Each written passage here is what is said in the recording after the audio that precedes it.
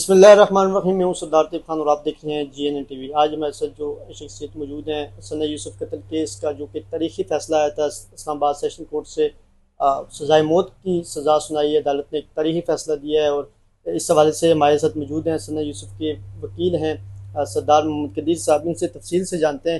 سر بتائیے کہ اس وقت پوری دنیا میں اس فیصلے کو سراہا جا رہا ہے اور پوری دنیا میں ٹاپ ٹرینڈ کر رہا ہے، کیا فرمائیں گے؟ 2 دن قبل یہ فیصلہ آیا تھا اور اس فیصلے میں تقریباً 1 سال سے زیادہ یہ کیس چلا اور جلدی میں یہ فیصلہ آیا، اور مطلب کافی پازیٹیو فیصلہ آیا، کہیں بھی اس طرح کی مثال نہیں ملتی۔ تو کیا کہیں گے اس طرح کے فیصلوں سے جو ہے وہ امپلیمنٹیشن بھی ہوگی؟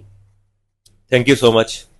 پہلی بات یہ ہے کہ ابھی مرڈر کو 1 سال نہیں ہوا، جی اور جو ہم نے ٹرائل کی کنڈکٹ کیا ہے، ٹرائل 8 ماہ سے بھی کم عرصے میں یہ ہم نے کمپلیٹ کیا ہے، اور اس کے اندر پاکستان کی تاریخ میں آپ کو ایسی کوئی مثال نہیں ملے گی اتنا بڑا کیس ہے اور اتنے کم عرصے کے اندر اس کا فیصلہ آ جانا، اور فیصلہ بھی ویسا آنا کہ جو دنیا چاہتی تھی۔ ایک بہترین فیصلہ، ایک ملزم جس نے ایک ناحق بچی کا قتل کیا تھا اس کو سزائے موت، اس کے علاوہ جو 22 سال، اس کے علاوہ سزائے 22-23 سال اور 25 لاکھ فائن۔ تو یہ ایک بہترین فیصلہ تھا جو لا میں تھا، ہم نے اس کو 100% امپلیمنٹ کروایا۔ اور جہاں تک امپلیمنٹیشن کی بات ہے، کیونکہ ظاہر سی بات ہے یہ ٹرائل کورٹ کا فیصلہ ہے، اس کے بعد آف کورس ملزم ہائی کورٹ میں چیلنج کرے گا، پھر سپریم کورٹ میں، لیکن ہائی کورٹ میں پہلے بھی یہ جا چکا ہے اس کیس کے اندر نا، کچھ پٹیشن لے کے وہاں سے بھی اس کے ریجیکٹ ہوئے ہیں۔ ہمیں پوری امید ہے کہ ہائی کورٹ سے بھی ہم اس کو ان کی جو پٹیشن ہوگی، اپیل ہوگی، اس کو ڈسمس کروائیں گے۔ عمر یاد کے پاس یہ مطلب ابھی موقع ہے کہ وہ ہائی کورٹ میں اس کو چیلنج کر سکتے ہیں اس فیصلے جی بالکل، وہ تو ہوتا ہے ہائی کورٹ پھر سپریم کورٹ۔ کو؟ مطلب وہاں آپ کن بنیادوں پہ وہ جا کے اپیل فائل کر سکتے ہیں، کتنا یہ چانس ہوتا ہے؟ دیکھو نیچرل سی بات ہے، وہاں پہ یہ کہے گا کہ بہت ساری جسٹیفیکیشن ہوتی ہے، اور دوسری بات یہ نا، اپیل جو ہوتا ہے رائٹ ہوتا ہے، وہ اس کا رائٹ ہوتا ہے، وہ کر سکتا ہے۔ ملزم ہے، اس کو ظاہر سزائے موت ہوئی ہے، تو وہ اپیل ہائی کورٹ میں اگر کرتا بھی ہے، ہمارے پاس یہ ہے کہ اب دیکھو ہم نے ایویڈینس کی بیس پہ اس کو کیس کو چلایا ہے، اور ایویڈینس کی بیس پہ اس کو سزائے موت ہوئی ہے اور دیگر جتنی بھی پنشمنٹ ہوئی ہے، تو ہمارے پاس اسٹرانگ گراؤنڈز ہیں، ایویڈینس موجود ہے، اور ریکارڈ موجود ہے، ایوری تھنگ۔ تو انشاءاللہ اس کو ہائی کورٹ میں بھی ہم اس کو مینٹین کرائیں گے۔ جج افضل مجوکر صاحب نے اس تاریخی فیصلے کا انہوں نے جو اعلان کیا، ان پر کتنا پریشر تھا، کتنا دباؤ تھا؟ بہت زیادہ پریشر تھا۔ مجوکا صاحب ایک بڑے بہادر جج ہیں، جنہوں نے میں سمجھتا ہوں یہ ملزم ایک بڑا شاطر، شکل سے تو ویسے معصوم لگتا ہے اور کم ایج کا لگتا ہے، اس کی فیملی لیکن کرمنل مائنڈ کا ہے، اور اس نے خاص کر کے جج سب پہ بہت اٹیک کیے۔ ان کی جو ٹیمز تھی آگے جو کیس ویس کر رہے تھے، اور اس ملزم نے بڑے شاطر کیا کیا ہے، مطلب ایک کرائم کو چھپانے کے لیے اور کرائم کر رہا تھا، جیل کے اندر بیٹھ کے منصوبہ بندی کر رہا تھا۔ اس نے جو مدعی ہے ثنا، جس کی والدہ ہیں، والد ہیں، ان پہ بھی ایف آئی آر کٹوانے کی کوشش کی، مطلب ان کو الجھایا جائے، ان پہ کیس بنایا جائے اور پھر ان کو پریشرائز کیا جائے۔ جج صاحب کے پرسن پہ یہ اٹیک کرتے تھے، ان کی ذات پہ۔ آپ کو بتاؤ، یہ جو ایم آئی ٹی ہے، جو ججز کی انسپیکشن کی ہے، وہاں بھی ان نے پٹیشنیں لگائی ہوئی ہیں، جی جج صاحب یہ ان کا کنڈکٹ ٹھیک نہیں ہے، فلانا فلانا فلانا، مطلب پرسنل ہوئے تھے، میرے پہ انہوں نے اتنے اٹیک کروائے۔ ہم نے اس لیے چیزیں کو زیادہ اس وقت ہائی لائٹ نہیں کیا کہ ہمارا فوکس کیس تھا، ٹارگٹ ہمارا وہ تھا کہ ہم نے اس کو اچیو کرنا ہے، کیونکہ یہ اب میرا، کیونکہ میں خود ہیومن رائٹس ہیں، آپ کو پتہ ہی ہے، میں نے کوئی پیسے لے کے تو کیس لڑا نہیں ہے کہ میرا کوئی مفاد ہوتا کوئی آگے پیچھے کرنے کا۔ میرا لارجر انٹرسٹ یہ تھا، اور میں نے ایسا نہ کہ پیرنٹس کو بھی بتایا تھا کہ ہم آپ کی بیٹی سے سزائے موت اس کو 100 بار بھی ہو جائے وہ واپس تھوڑی آ جائے گی، لیکن یہ آپ معاشرے کے لیے بہت بڑا کام کر دیں گے، اب سٹینڈ لے، کام ہم نے کرنا ہے۔ تو انہوں نے ایسا ہی کیا، تو پھر ہم نے یہ کیا کہ معاشرے کے لیے ایک مثال بنائے، لیکن اللہ کا کرم دیکھے پوری دنیا کے لیے مثال بن گئی، اب پوری دنیا اس کو ایک مثال کے طور پر لے رہی ہے۔ اور اس کے اندر آپ دیکھیں ڈیٹرنس قائم ہوگا معاشرے کے اندر۔ جو اس ذہنیت کے لوگ ہیں نا، معصوم بچیوں کو چھوٹی چھوٹی باتوں پہ اسٹاک کرتے ہیں، ہراس کرتے ہیں، بلیک میل کرتے ہیں، اور کیونکہ ایسی کوئی مثال نہیں تھی کہ ان کے اندر خوف ہوا تھا۔ اب مجھے لگتا ہے معاشرے کے اندر ایسے درندوں کے ذہنوں میں، دماغوں میں جو خوف پیدا ہوگا کہ وہ اس طرح کے کرائم نہیں کریں گے اور کمی ہوگی اس کے اندر. تو اللہ تعالیٰ کا شکر ہے اس نے ہمیں یہ کامیابی دی.